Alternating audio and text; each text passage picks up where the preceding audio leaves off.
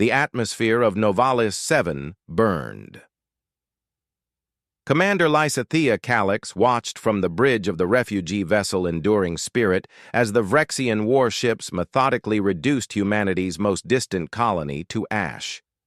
The holographic display showed thermal blooms spreading across the planet's surface as antimatter bombardments struck population centers with surgical precision.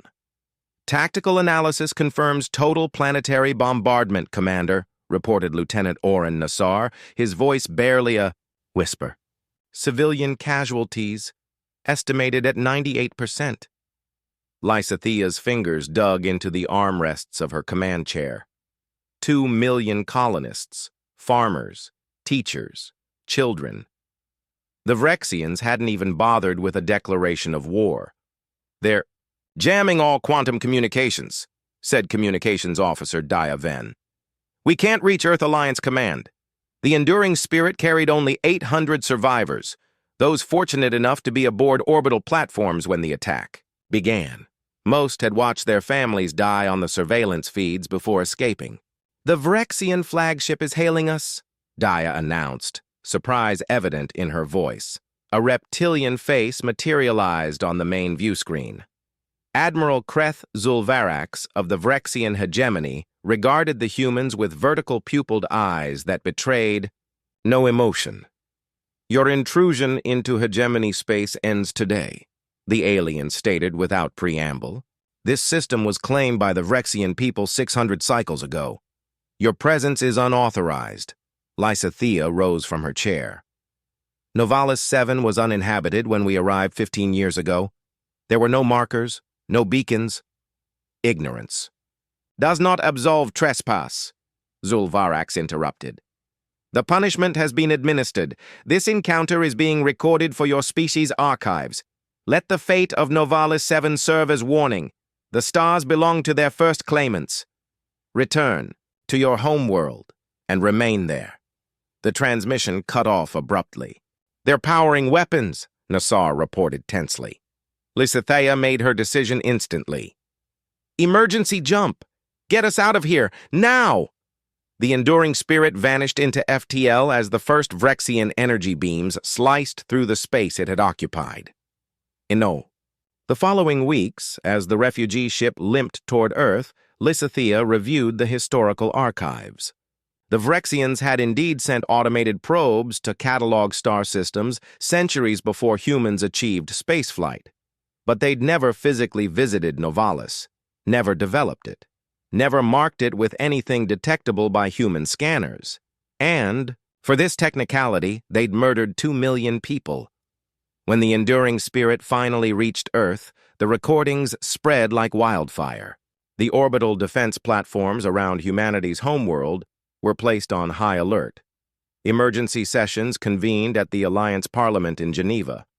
President Elio Ramirez addressed the stunned population. Today we learned that we are not alone in the universe, and we learned that our neighbors are without mercy. The Vrexian attack on Novalis 7 was not just an act of war, it was genocide. Within 24 hours, the most aggressive military mobilization in human history began. Shipyards that had been dormant for decades hummed back to life. Military service applications overwhelmed government servers. Research facilities worked around the clock to adapt civilian technologies for war. As Commander Calyx stood at the memorial for Novalis 7, watching millions of candles illuminating city streets worldwide, she received her new orders. Fleet Admiral, First Response Division. The message came with a simple directive from Alliance Command. Show them what humanity does when provoked. 6 months after the fall of Novalis 7, Earth's orbital shipyards pulsed with unprecedented activity. Manufacturing centers across the solar system had been converted to military production with remarkable speed. Admiral Lysithea Calyx stood aboard the newly commissioned Retribution, observing as workers installed the final components of the ship's Hadron cannon. At 1.8 kilometers long, the Retribution was the largest warship humanity had ever built, and merely the first of many. "Production report, Admiral," said Brigadier Keone Amari, her chief of operations. 700 vessels complete, 3,000 in active construction. Weapons testing exceeds expectations. The new graviton shielding is operating at 138% of projected capacity. Lysithea nodded, her eyes tracking the constant flow of supply drones. "And the Prometheus protocol?" Keone hesitated. "The science division has concerns. The energy requirements are feasible, but containment failures would be catastrophic." "I need solutions, not concerns," Lysithea replied.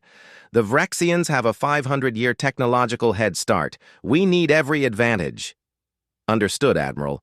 The Prometheus Protocol represented humanity's most desperate gambit, weaponizing the exotic matter that powered FTL drives. Theoretical models suggested a controlled cascade could devastate entire fleets, but the technology remained dangerously unstable. On the observation deck of the Retribution, Alliance leaders gathered for their weekly strategic assessment. President Ramirez entered with his security detail, followed by the Joint Chiefs and representatives from the 12 colony worlds. "Progress on the intelligence front?" Lysithea asked Director Enra Voss of Special Operations. The slender woman activated a holographic display. "Our deep space probes have mapped 17 Vrexian systems. Their hegemony spans approximately 40 light-years, with 26 developed planets. Military infrastructure appears concentrated in these 3 systems." She highlighted sectors near the border with human space.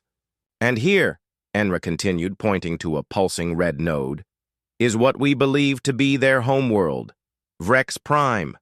Heavily fortified, multiple orbital defensive rings." "Population estimates?" asked General Eloise Durand. "Between 40 and 60 billion Vrexians across their territory," Enra replied.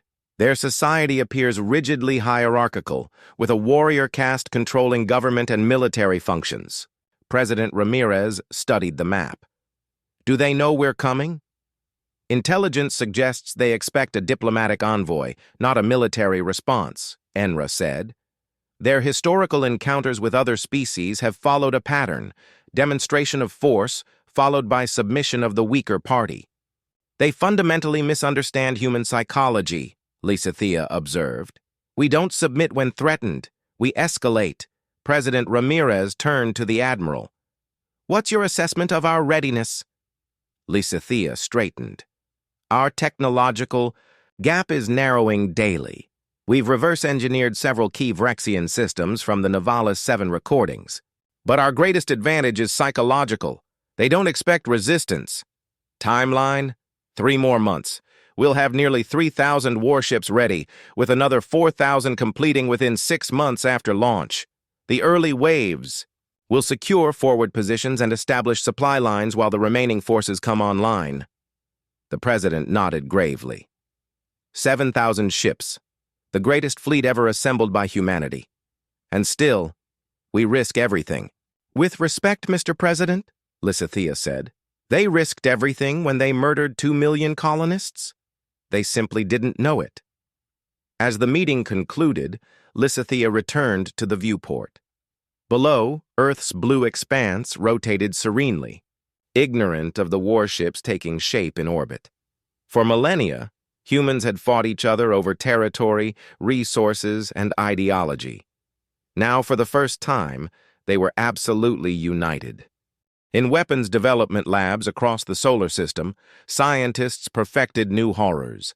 Shipyards operated continuously, their furnaces burning day and night. Military academies graduated officers after accelerated 3-month courses. Somewhere, across the stars, the Vrexians continued their methodical expansion, unaware that they had awakened something ancient and terrible in the human spirit, the unstoppable force of vengeance. The Vrexian border outpost Kaltur 9 monitored the emptiness of space with customary vigilance. Orbital platforms scanned meticulously for anomalies, while the garrison below maintained readiness drills on the desolate moon's surface. Surveillance Officer Threx Javzul noted a minor gravitational distortion at the edge of sensor range, likely a passing comet or asteroid. The blip vanished seconds later, dismissed as insignificant. 3 minutes afterward, 400 human warships materialized in perfect formation around the outpost. "Multiple hyperspace signatures," Threx shouted.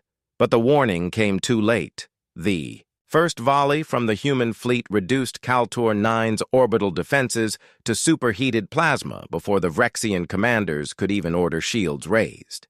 The second wave of attacks targeted communication relays, isolating the outpost from the hegemony network. Aboard the Retribution, Admiral Lysithea Calix watched the methodical destruction with cold satisfaction. "Signal the Nemesis and Vindicator battle groups to commence Phase 2. "Coordinates locked in," responded Captain Isadora Ray. "Battle groups acknowledge. Transitioning to Phase 2. As the primary strike force maintained position at Kaltor 9, 2 secondary fleets jumped to neighboring Vrexian systems. Within 30 minutes, 3 border outposts had been neutralized without a single human casualty. "Status of the Prometheus weapon?" Lysithea asked. Science Officer Pavlo Kuzmin approached with a data tablet. "Final calibrations complete, Admiral. Deployment platforms ready." "Excellent. Prepare test deployment at these coordinates." She indicated an uninhabited Vrexian mining outpost. The Prometheus device, humanity's terrible new weapon, was transported via specialized drone to the target.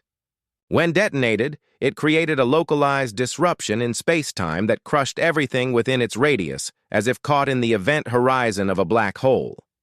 The mining facility imploded, leaving nothing but scattered elementary particles. "Weapon performed beyond specifications," reported Pavlo, his voice tight with the weight of what they'd just witnessed. "Effect radius, 18 kilometers, complete molecular dissolution of all matter within the zone." Lysithea nodded grimly. "Begin production of 50 units. Priority deployment for heavy resistance zones. The invasion's first day concluded with humanity controlling 7 Vrexian outposts. By the end of the week, 15 systems had fallen. The hegemony's initial response was disorganized. They had never faced an adversary willing to strike first or capable of matching their technological level. On the 9th day, the Vrexians finally mounted a coordinated counteroffensive. A fleet of 600 vessels converged on the human forward position at Nexus Station, a strategic fuel depot.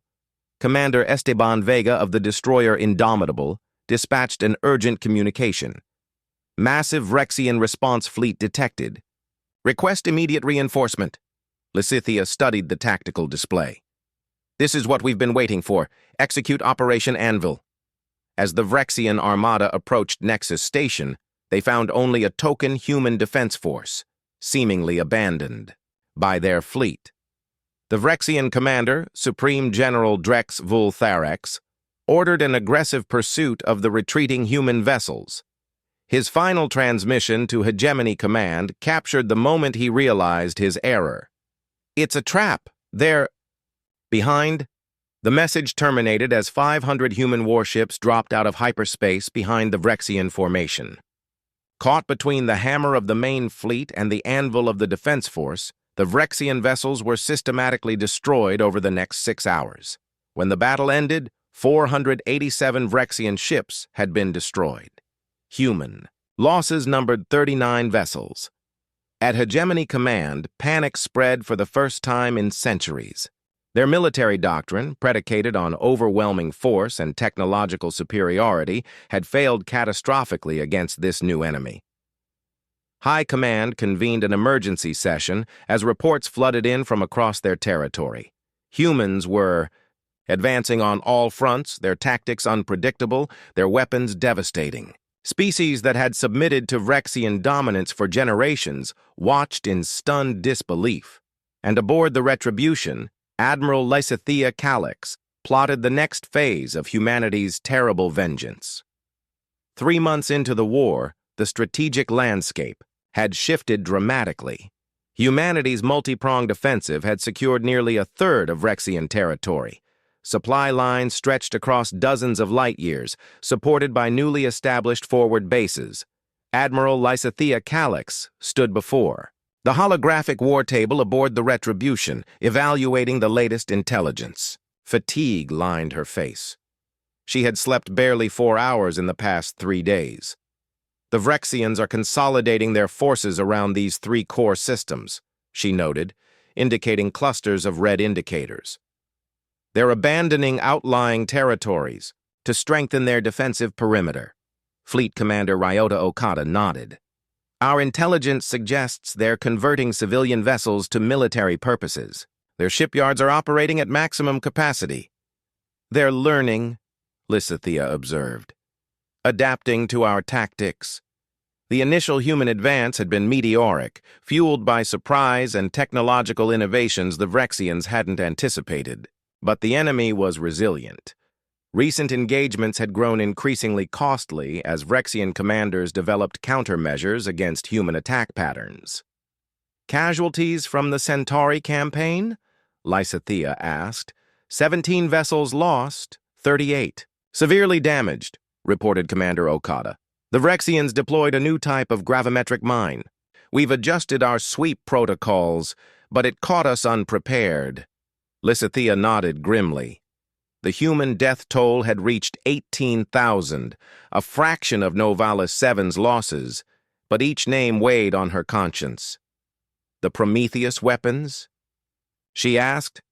10 deployed, 40 in reserve, said Science Officer Kuzman. The Vrexians are now actively retreating when they detect the delivery platforms. Good. Fear will make them predictable. A communications officer interrupted with an urgent message. Admiral, we're receiving a diplomatic transmission from the Vrexian High Command. They're requesting cessation of hostilities for negotiations. Surprise rippled through the bridge. The Vrexians had previously ignored all communication attempts. Put it through, Lysithea ordered. Supreme Overlord Kreth Zulvarax, the same commander who had ordered Novalis 7's destruction, appeared on screen. His scales had dulled and his posture lacked the arrogance of their first encounter. Admiral Calix, he began, the hegemony proposes an immediate armistice.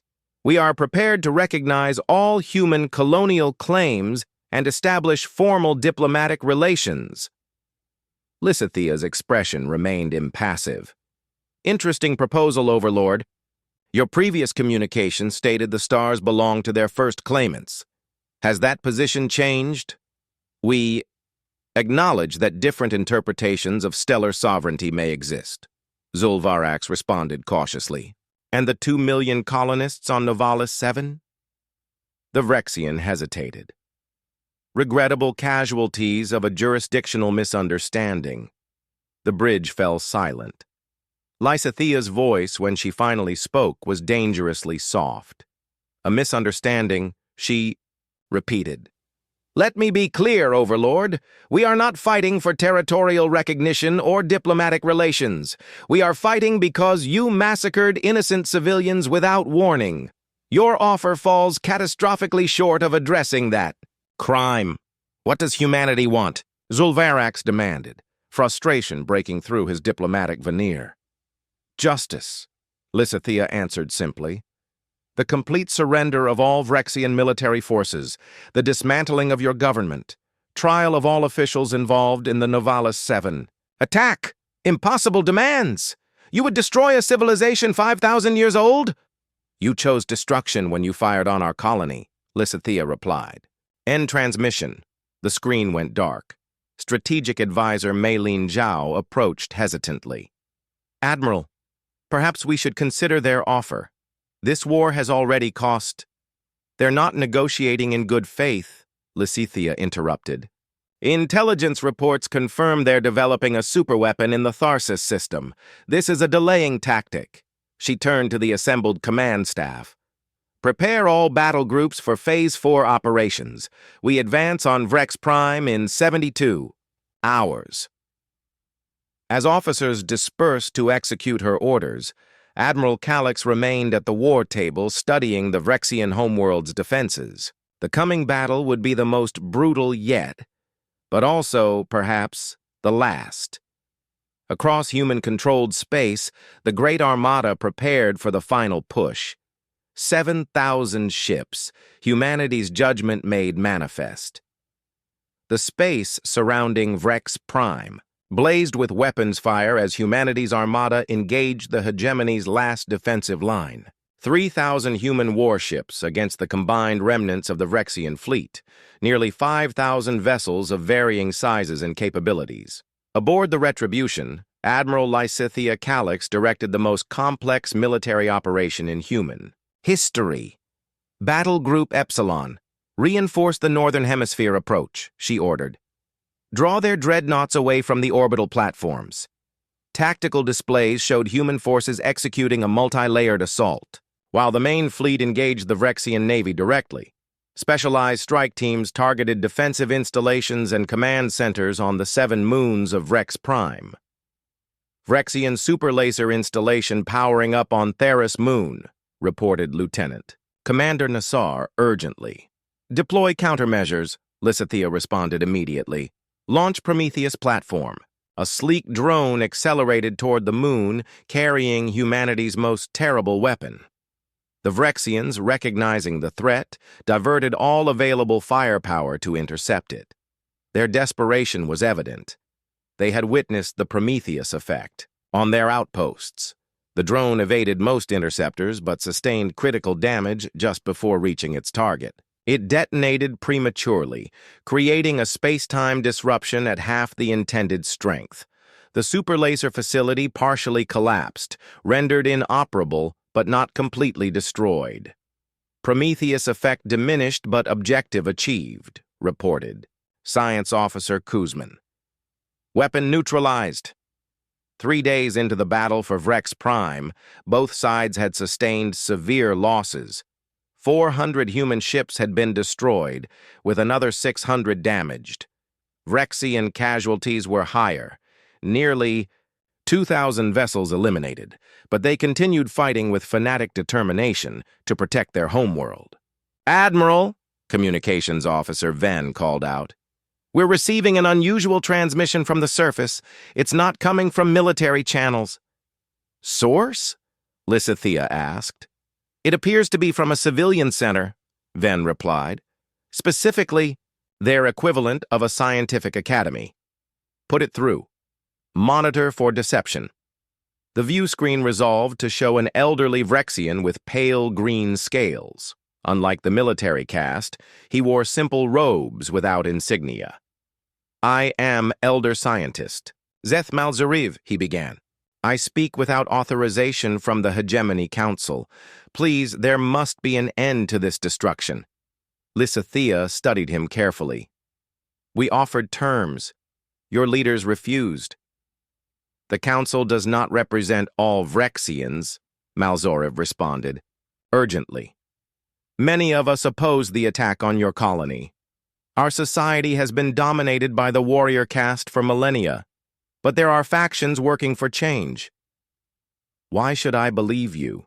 Because I can give you something you want more than vengeance, the scientist replied. Information about the Novalis 7 decision, evidence of who ordered the attack and why. Lysithea's expression hardened. Transmit it. Not through channels. The military can monitor, Malzorov insisted. I request safe passage for a delegation to your vessel. After a tense discussion with her advisors, Lysithea agreed to a meeting under heavily controlled conditions.